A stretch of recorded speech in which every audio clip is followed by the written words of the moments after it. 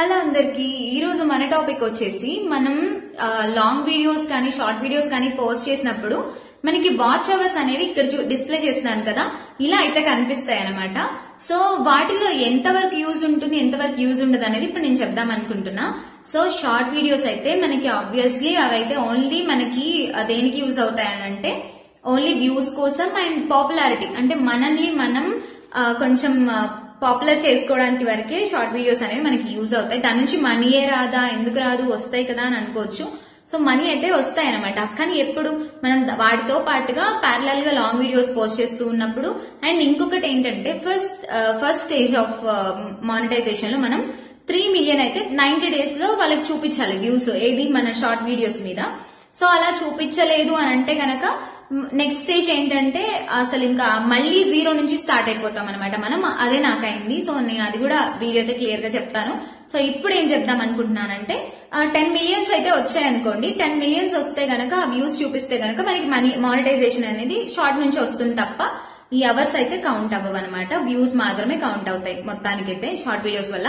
So అక్కడ waste అయిపోయాయి కదా మనకు వచ్చిన వాచ్ అవర్స్. నాకు అట్లాగే 29,000 అయితే వచ్చాయి వాచ్ అవర్స్. కానీ ఏం లాభం, అక్కడ వేస్ట్ అయిపోయినట్టే కదా. అండ్ సెకండ్ వచ్చేసి మనకి కాపీ రైట్ అనమాట. సో కాపీ రైట్ అయితే ఈ కాపీ రైట్ ఎందుకు వచ్చింది మళ్ళీ సెకండ్ రీజన్ లాగా అని కూడా మీరు అనుకుని ఉండొచ్చు కదా. సో కాపీ రైట్ లో మనకి వచ్చిన వాచ్ అవర్స్ అనేది కౌంట్ అయ్యి చూపిస్తాయి జస్ట్ ఇలాగా. కానీ డ్యూరింగ్ మనకి మానిటైజేషన్ ప్రాసెస్ లో ఎవరైతే రివ్యూవర్ ఉంటారో వాళ్ళు అనేవాళ్ళు అది డిలీట్ అయితే చేసిస్తారు. అసలు దీని వల్ల వీళ్ళు దీనికోసం అసలు ఏమైనా వాళ్ళ టైం పెట్టారా లేదా, ఎడిట్ సరిగ్గా చేశారా లేదా, అన్ని పాయింట్స్ అయితే చెక్ చేస్తారనమాట. మానిటైజేషన్ అంత ఈజీ కాదు కదా. సో రివ్యూవర్స్ అనేవాళ్ళు ఇలా చెక్ చేసి అప్పుడే మనకి ఇస్తారు. కాబట్టి కాపీరైట్స్ వచ్చినవి అయితే కట్ చేసేస్తారు. అవర్స్ కానీ వ్యూస్ కానీ అన్ని కాపీరైట్స్ వచ్చినవి అన్ని మనకైతే పోతాయి అనమాట. అవి వేస్టేజ్ అనంటే లెక్క. సో ఇంకా థర్డ్ వన్ వచ్చేసి స్ట్రైక్. సో ఈ కాపీరైట్స్ లోనే కాపీరైట్ స్ట్రైక్ ఉంటుంది, కాపీరైట్ వార్నింగ్ ఉంటుంది అనమాట. స్ట్రైక్ వార్నింగ్స్ కూడా 3-4 సార్ల కంటే ఎక్కువ వచ్చాయంటే దాని గురించి వస్తుంది. అది వేరే సెగ్మెంట్, దాని గురించి కూడా ఇంకొక వీడియోలో నీట్ గా చెప్తాను నేను తెలుసుకొని. సో ఇప్పుడు వరకు అయితే నేను వీటి గురించి తెలుసుకుంది ఏంటంటే స్ట్రైక్ అని చెప్పాను కదా, అది లాంగ్ వీడియో అయినప్పటికీ ఎన్ని అవర్స్ అయినా ఉండనివ్వండి, అది 3 hours ఉందా 2 hours ఉందా ఆ వీడియో, సో అవి కూడా మనకైతే కౌంట్ అవ్వవు. మీకు ఒకవేళ అందరూ చూసి దాని మీదనే ఒక 1,000 hours వచ్చాయనుకోండి, అయినా సరే ఆ వీడియో మనకి వేస్ట్ అయిపోయినట్టే అనమాట. సో మనమే డిలీట్ చేసుకోవడం చాలా మంచిది అది ముందు నుంచే. ఎందుకంటే నేను నిన్ననే వీడియోలో ఆల్రెడీ షేర్ చేశాను కదా, హోప్స్ పెట్టుకోకుండా వేరే వీడియోలైనా మనం చేస్తూ ఉంటాం కదా, అందుకని చెప్పేసి. సో ఇప్పుడు ఈ థర్డ్ రీజన్ గురించి ఇంకా మాట్లాడాలి. అబ్బా లాంగ్ వీడియోస్ పోస్ట్ చేయడమే కష్టం అండ్ ఎడిట్ చేయడం ఇంకా కష్టం, దాని వల్ల కూడా యూజ్ లేదా అంటే ఉంది. కాకపోతే స్ట్రైక్స్ కానీ కాపీరైట్స్ వార్నింగ్స్ ఏమైనా పడితే మాత్రం అవైతే వర్క్ అవ్వవన్నమాట. సో అది అలా పెట్టేస్తే అసలు మనకి ఈ అవర్స్ అనేవి ఎలా కౌంట్ చేస్తారో ఇప్పుడు మాట్లాడుకుందాము. సో ఇప్పుడు మనం వీడియో పోస్ట్ చేసిన తర్వాత 365 days కి చూస్తారా, లేకపోతే ప్రెసెంట్ 365 days కి చూస్తారా అంటే ప్రెసెంట్ 365 days కౌంటే ఉంటుంది అనమాట. అంటే లైక్ ఇందాక చెప్పాను కదా, షార్ట్ వీడియోస్ లో అయితే 90 days కౌంట్ చూస్తారు, వ్యూ కౌంట్. దీంట్లోనేమో అవర్స్ కాబట్టి అంటే 4,000 hours అంటే అస్సలు ఈజీ మ్యాటర్ కాదు కదా.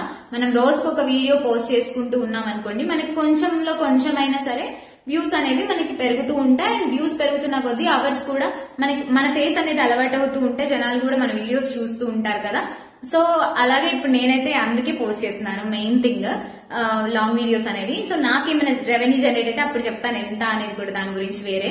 సో ఇప్పుడు ఏంటంటే 365 days అని చెప్పాను కదా, 366 days వచ్చినా కూడా మనకు ఆ రోజుకి మళ్ళీ 0 అయిపోతాయి వ్యూస్ కానీ అవర్స్ కానీ అన్ని.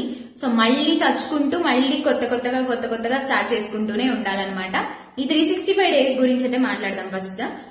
అంటే వీడియో పోస్ట్ చేసినప్పటి నుంచి 365 days కాదని చెప్పాను కదా. రివ్యూవర్ ఎవరైతే రివ్యూ చేస్తున్నారో వాళ్ళు రివ్యూ చేసేటప్పటికి మన ఛానల్ అనేది ఒకవేళ అప్లికేబుల్ అయితే గనక అప్పుడు చూస్తారు 365 days కాదా అని చెప్పి. ఇంకో ఫైనల్ థింగ్ ఏంటంటే దీంట్లోనే మన వీడియోస్ అనేవి అంటే ఏదో ప్రైవసీ కన్సర్న్ వల్లనో ఏదో ఒక డిస్టర్బెన్స్ వచ్చో మన వీడియో అనేది హైడ్ చేసుకుంటాం కదా. సో దాని వల్ల కూడా మనకైతే అస్సలు కౌంట్ అవ్వదు అనమాట. దాంట్లో మీకు ఒకవేళ 30K లైక్స్ వ్యూస్ కానీ అట్లా వచ్చి అవర్స్ అనేవి మనకి బాగున్నాయి అనుకోండి, అది కూడా మీరు ఎంత ఉన్నా వేస్ట్ అనమాట. మీ అంతటా మీరే పబ్లిక్ లో పెట్టుకొని ప్రైవేట్ లో పెట్టుకొని పబ్లిక్ నుంచి సో అది హైడ్ చేసుకున్నారు కాబట్టి అవర్స్ అనేవి అసలు చూపించదు వాళ్ళకి. ఫస్ట్ ఆఫ్ ఆల్ వాడు డిలీట్ చేసే అంత టైం కూడా ఉండదు కదా. సో వాళ్ళకి చూపించాలి అని అన్నా కూడా మన వీడియో అనేది పబ్లిక్ లో ఉండాలి.